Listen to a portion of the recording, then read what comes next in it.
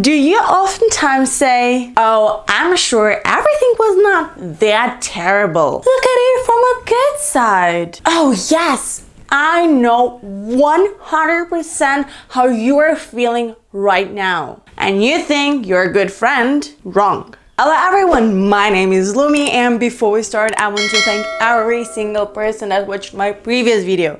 If you still didn't, you can click here, or the link will be in the description box below. We're all told to be more empathic in a discussion because that will make us look more charming, people will know that we care, and generally we will build relationships easier.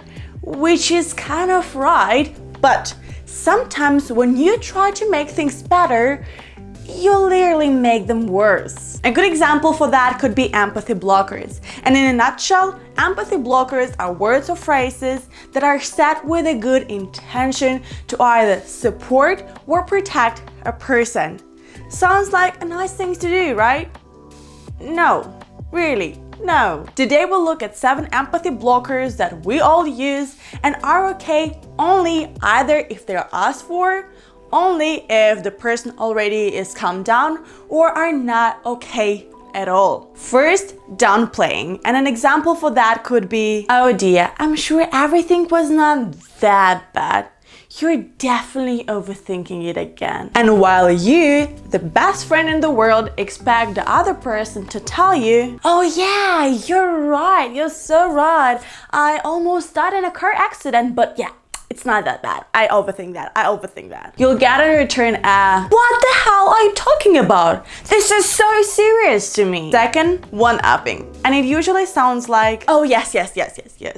I know 100% what you're going through because I had 100% the same feelings that you had, and 100% I did that thing, and everything I just feel exactly, absolutely exactly the way you feel right now. And again, instead of hearing a, I feel so great, someone could really go into my mind and heart and feels and knows exactly how I feel. Thank you so much. You will get a, no, you have literally no idea what I feel right now because you have literally no idea what I've experienced 10 seconds ago. Third, advising or fixing. And to be honest, this is the one that I use many times.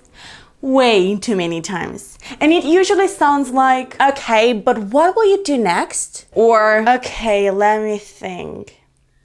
A solution for your problem could be that, or you could do this and this. Believe me, from my experience, I'm sure this will help you. And this all happens because I try to think of a solution straight away when a person or a member of my family tells me about a problem, which is a nice thing to do if you were asked for it. If the person that is talking to you didn't explicitly tell you that he or she or they need a solution or need a piece of your wise advice, don't do that. Don't rush it. Don't push it. Just don't. Fourth, cheering up. And this is the most popular empathy blocker in this list. And we all heard it at least once, and it sounds like, look at it from the bright side. Don't be so sad. I'm sure it is for the best. Oh, I see you're sad. Let me tell you the funniest joke you've ever heard. These are some very nice things to say, and they can actually help if the person is slightly sad. But if the person that you're talking to is super angry and frustrated, just let him or her keep going until they run out of steam and calm down first.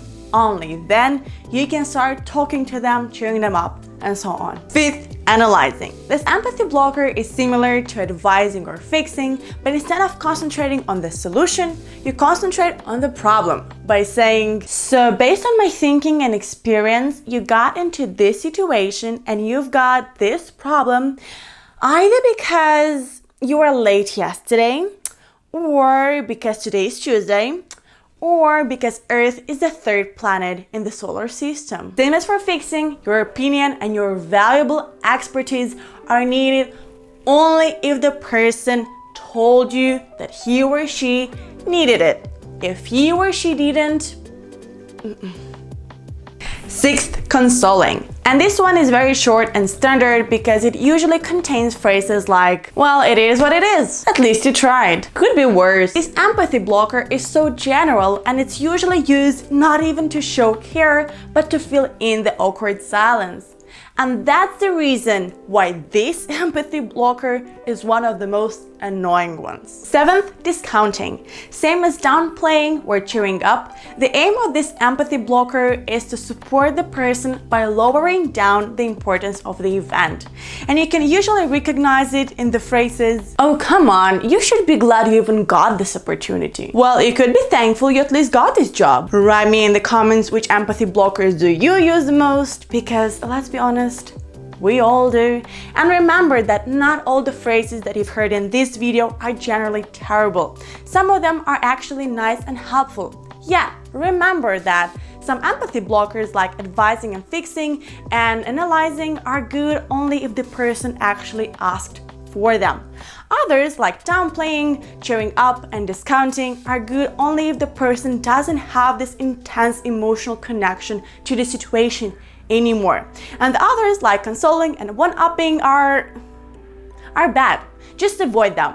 There's no use for them. Let me know if you liked this video by giving it a thumbs up. Subscribe to my channel to see even more content on communication, and don't forget to click on the bell button to get notified every single time when there is a fresh new video on my channel. Thank you for watching. I hope you learned something new and see you next time. Bye!